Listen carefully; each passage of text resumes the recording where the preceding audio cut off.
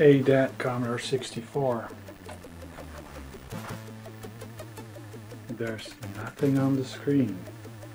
It needs some surgery.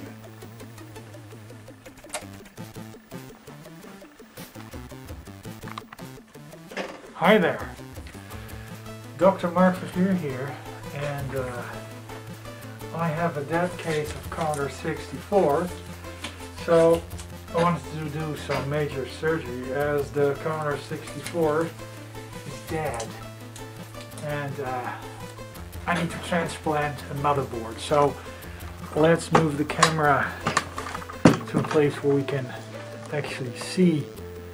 So, and I'm going to perform this major surgery on this Commodore 64. It is dead. I'll switch it on. As you can see, the power line comes up, but the screen, the TV screen is on, but it doesn't give any picture. So this system is dead, and I'm gonna revive it. And let me do that.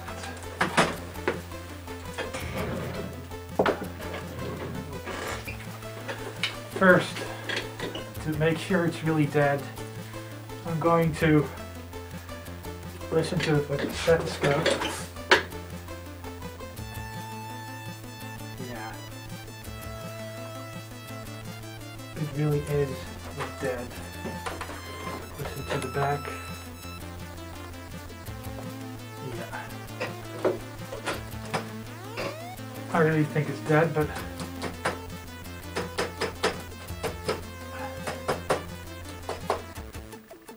yeah, I think it really is dead. So let's screw it open.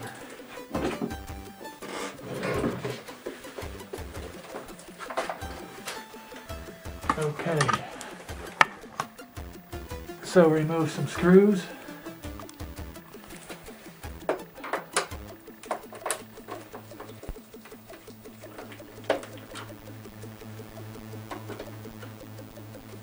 Like so. It only takes a couple of screws, at least these 3.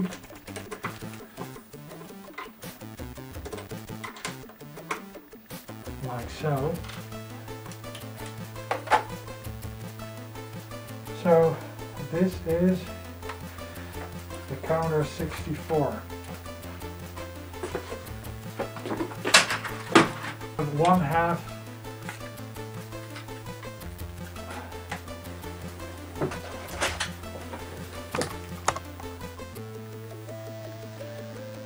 Okay, so let's zoom in a little.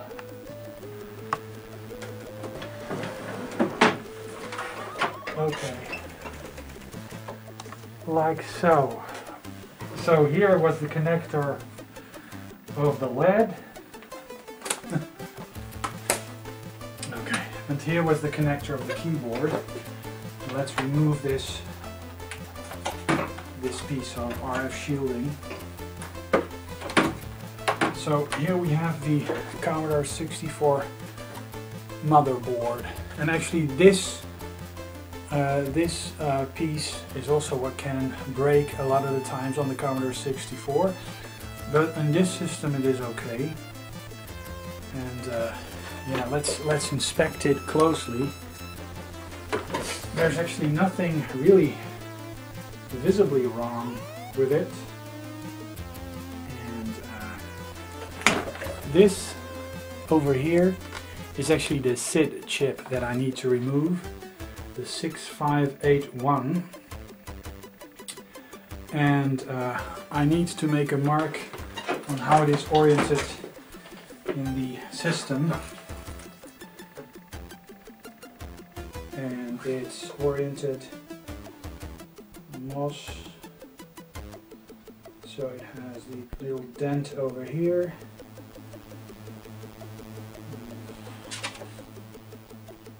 Okay, so I know how that's oriented. Right. Now I have to unscrew it. And I think I'm going to be needing another smaller screwdriver.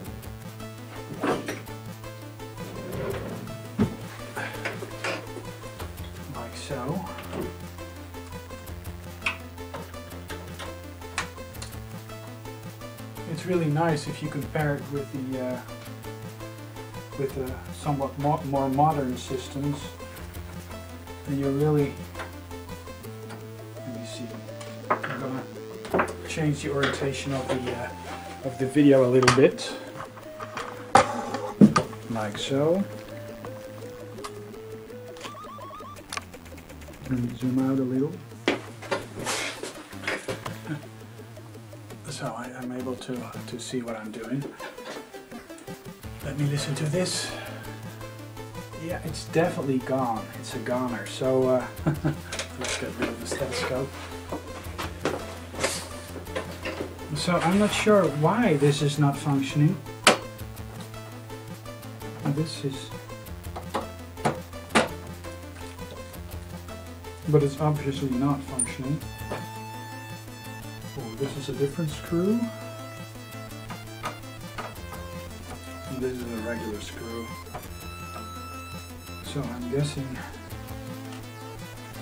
it should lift out like so. Oh, I forgot the screw. Is it visible? I'm really in the way, aren't I? Like so. Okay. Oh, there's actually one. Oh well, whatever. Okay, it is supposed to lift off like so. Oh wow, and this is a metal bracket. Okay. So this is the RF shielding, and this is actually the motherboard. Let's get rid of the brand bin and take a look at the motherboard. Okay, so now I have to remove the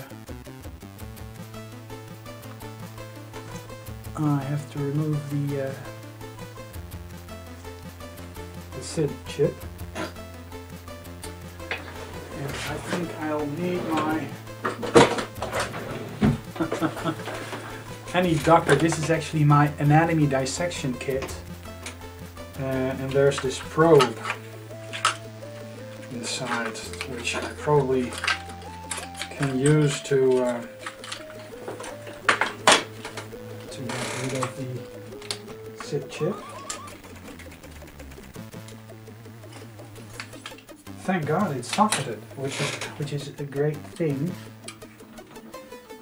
Like so. I can hopefully lift it out. Whoops. Okay. So all the pins are all right. So this chip is actually made in Korea. This is the SID chip, and you have to rebend the pins a bit because it just didn't come out really right. Just realign and fold them inwards a bit, like so. So I will be able to reinsert it into the zero insertion force socket. So yeah, the SID chip. I really need this because otherwise my camera will not have any sound. And I'm also in need of this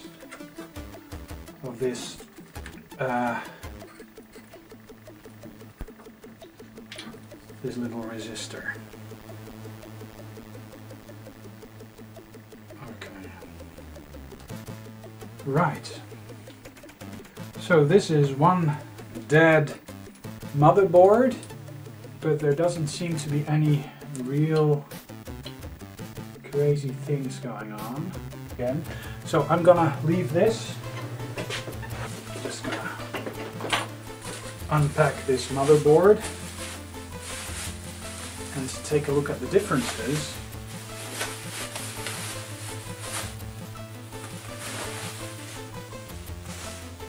Okay, so this really does look... there's a metal shielding. On this, there's this metal shielding, On this there is none. And I think this is actually the oh, this is the video chip. And I guess this has some shielding on it, and this has no shielding on it. This motherboard is from 1983, the original, and this one is from 1984. Let me show you the dead motherboard. Like so. And this is the newer motherboard, which doesn't feature any shielding over here, and it's a newer revision, and it does look very similar, although the SID chip is actually socketed over here. So the motherboard does have a different layout actually. Let me see. Because the U18 is located over here on this revision of the motherboard, and on this motherboard the socket is actually there. So there's quite a difference. Let me see if I can. So the SID chip was over here on this motherboard, and it's actually changed places with another one. 6114, yeah. So these two chips have changed around, which is quite strange. Yeah. So let me resocket that chip. It's supposed to be going really well without any problems. All the pins are and it's aligned properly, so it's so this is the hard transplant. This chip goes in over there. Hey, and there's a ton of chips that are socketed actually. The CPU is actually socketed in this system as well, whereas on the old system it is actually soldered onto the board, because this is the CPU. It's really fun watching all these differences. Okay, so one transplanted SID chip and one transplanted resistor, like so. Like, yeah, it's a bit dusty though. So, but yeah, this is supposed to work now. So it has a different PAL signal because this is a British system. On the back side of the motherboard, well, there is some. I mean, this board has. I mean, there are boards that look nicer, but this board actually looks a lot nicer. As you can see, all the traces are very nice. It's so the dead board looks nicer than the newer board because the underside has turned bubbly over there. But you know, what can you say? So I mean, there might be some problems popping up in the future, but for now, this must be the board I'm working with. So let's see if I can put it back in the bin, like so.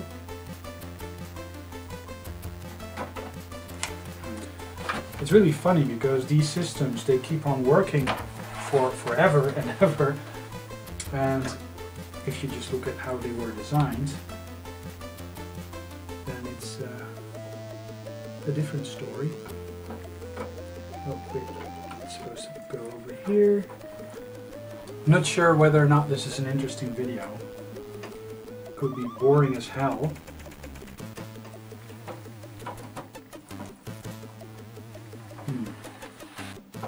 So what is really weird about this motherboard, the motherboard is has the SID chip in a different place. But I guess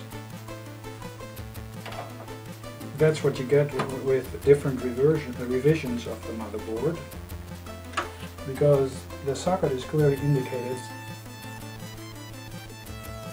where the SID chip is supposed to go, but I guess the SID chip and a controller chip are aligned differently. Well, I mean, if this system explodes when I turn it on, then we'll know what is wrong with it. So, will it work? Yeah. Okay, so all the screws are in place, the resistor is in place. That is in place again, so well, really looks like a Commodore 64 again. Okay, so now I have to hook back up the cable of the keyboard, which is fairly easy to do, like so. And the power LED, which is also fairly easy. Okay, so let's not get those wires entangled up here. Let me see, it hooks in there like so. Okay.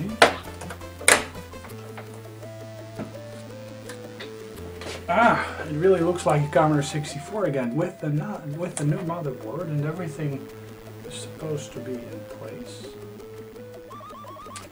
And let's get those screws back, like so. Put back those 3 screws.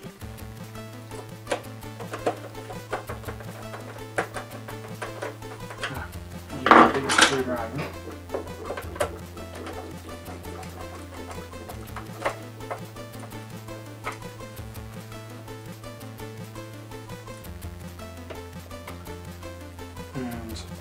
Put back this screw.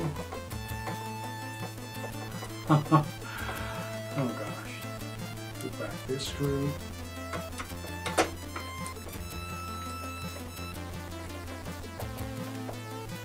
Okay. So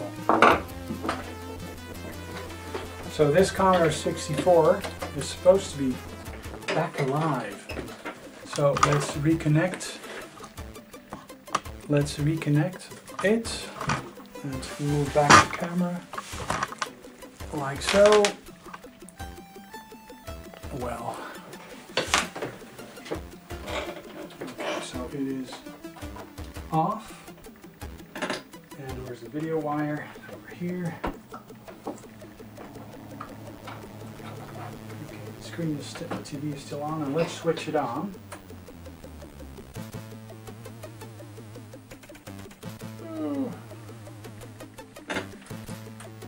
There's nothing on the screen.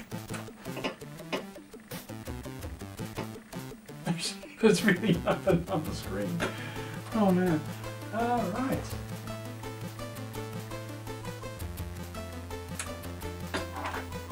Well, I can use the RF out and see if that works. And then I have to go to Commodore 64. That's got the channel 6. Search for something.